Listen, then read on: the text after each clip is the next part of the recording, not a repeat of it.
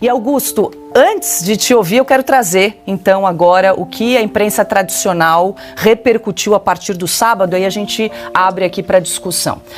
A grande imprensa foi duramente criticada pela cobertura do atentado contra Donald Trump.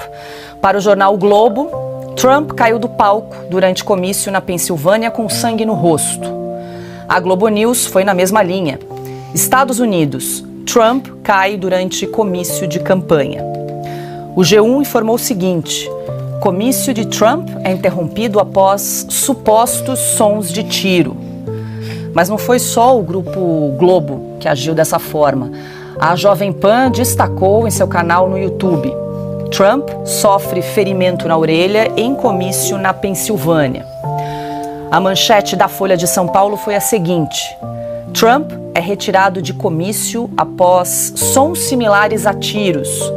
Ex-presidente passa bem, diz campanha. No UOL, a manchete foi a seguinte: barulho interrompe comício de Trump. Ex-presidente aparece sangrando. O Estadão praticamente culpou Trump pelo atentado que sofreu. Informou o jornal em trecho do editorial, aspas: não se pode dizer que era imprevisível em um contexto no qual o recurso à força das armas tem sido estimulado pelo próprio ex-presidente como meio de afirmação política desde o fatídico dia 6 de janeiro de 2021, fecha aspas. Augusto Nunes, boa noite. Esses são só alguns recortes aqui que a gente separou. O não é administrado pela direita? Vai atirar no presidente que representa a direita? Pois é, são muitas controvérsias. Então vamos começar agora só. Olha, me perguntaram há alguns anos, aí quando eu parei, eu não quis mais exercer cargos de chefia, perguntaram, por que você não quer mais? Eu fiz as contas, eu fechei entre primeiras páginas e capas de revista, eu fechei mais de 7 mil. E evidentemente atentados apareceram. Em alguns atentados ocorrem no mundo e ocorreram no Brasil. A gente sempre acha que não vai acontecer mais, né? Que é uma coisa bárbara demais para continuar interferindo nos rumos do mundo, mas acontece, né? A minha infância foi marcada pelo atentado do que matou o John Kennedy. Todo mundo da minha geração lembra onde estava no momento em que recebeu a notícia. Em 68, Martin Luther King e Robert Kennedy também morreram. No Brasil, a gente teve a morte, o atentado contra o Pinheiro Machado, o senador que era uma grande figura da República, é tido como o homem que dava ordens a presidentes. Isso foi em 1917, 18, não me lembro exatamente o ano, mas ainda na infância da República. Em 54 tivemos o atentado contra o Carlos Lacerda, que matou o Major Vaz, major da Aeronáutica, que servia de segurança voluntário para o Lacerda, e a crise provocada por isso resultou no suicídio do Getúlio, que é bom que se frise, não sabia do atentado, foi feita a revelia dele e ele acabou pagando com a vida. Isso aí. E a gente fala, estuda o atentado contra o Júlio César, faz parte da história. Isso aí, Lincoln, né? Os Estados Unidos não foram poucas as vítimas de atentado, artistas também, John Lennon, tudo bem, acontece. Eu estava vendo, quando começaram essas desinformações, se desinformação é crime, isso aí é prisão perpétua. Porque eu não entendia nada. Você não entendia mesmo. O que aconteceu? Eu estava em Taquaritinga, eu estava procurando ali notícias e vi essas coisas. Eu falei, mas vem cá, houve ou não? Por quê? Aí eu me dei conta de que, desde o primeiro atentado até este último, você conta em centenas, talvez milhares pelo mundo. Você pode usar 10 palavras no máximo para noticiar isso aí. É mais ou menos assim. No atentado, fulano morre em atentado, atentado mata fulano, atentado mata tantos, fulano escapa de atentado, sempre cabe em uma linha de jornal e em 2 de revista. Isso aí que foi feito pela imprensa brasileira e também por vários órgãos da imprensa mundial é sem precedentes. Eu nunca vi mais um motivo para vergonha. A vergonha que eu sinto de ver não só gente da minha geração, mas os redatores de primeira página. Todos sabem, porque recebem ordens, que eu nunca recebi, nunca permiti que isso acontecesse. Quem orienta é o número 1. Se não tem patrão, é o número 1 da redação.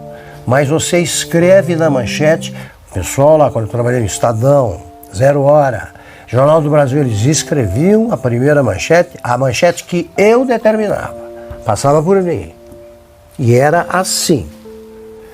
E se eu fizesse isso, é porque eu tinha recebido e acatado uma ordem escrota, essa é a palavra, do dono do jornal. Não existe dono de jornal nem no Globo, hoje, nem na Folha, nem no Estadão. Então é o responsável pelos editoriais, ou o diretor. Pouco me importa se eu tenho ou não ligações com eles, nem sei direito quem está trabalhando em redações. Mas isso é motivo de vergonha. Ninguém, começando por eles, acredita em som parecido com tiro. Suposto, espera aí, o tiro é referência. Você diz um barulho parecido com tiro, como você ouve um rojão no ovo, você ouve alguma coisa diferente, porque o tiro é referência, ninguém se engana com o barulho do tiro. Jornalista que cobriu qualquer roubo, assalto, treino de policial sabe qual é o som do tiro. Quem já atirou com a revólver sabe qual é o som do tiro. Não existe isso. Suposto que aparece um suposto aí numa uma das manchetes que foram lidas. Supostos sons de tiros. Por exemplo, supostos sons de tiro. Mas o que é isso? Como é que você supõe? É um rojão que falhou? É um caramuru novo que não deu certo? Então, tá aqui. Após supostos sons de tiro. O que se nega, o que acontece é o seguinte, é negado a um candidato acusado de representante da direita antidemocrática, fascista e portanto, um futuro assassino da democracia, é vedado a ele sofrer um atentado.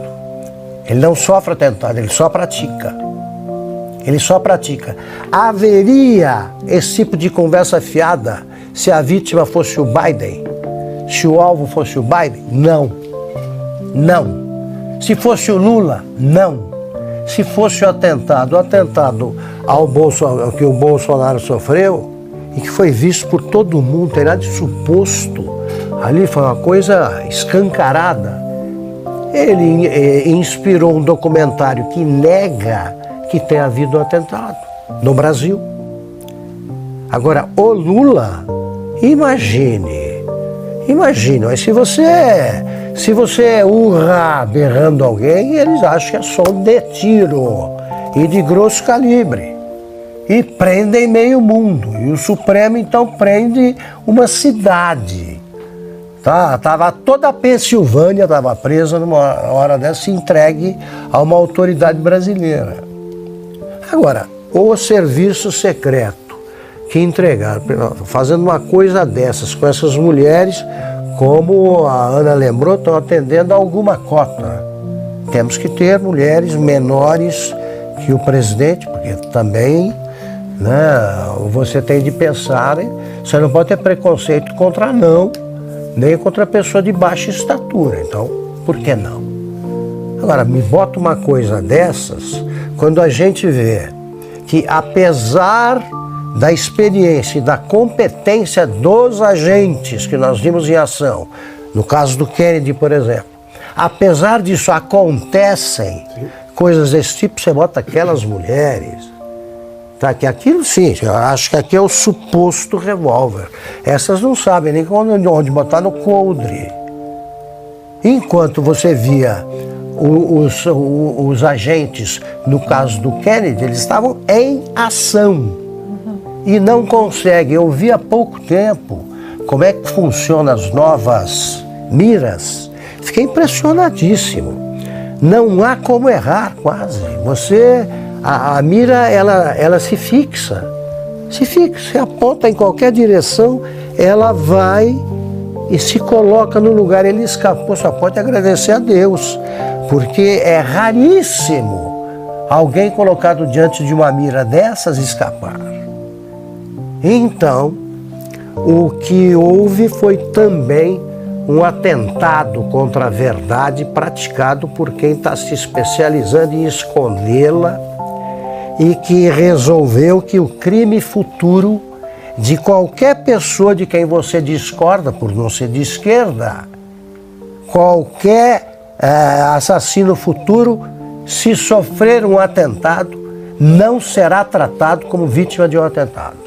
É esse o recado que passou a moribunda imprensa brasileira para os seus leitores,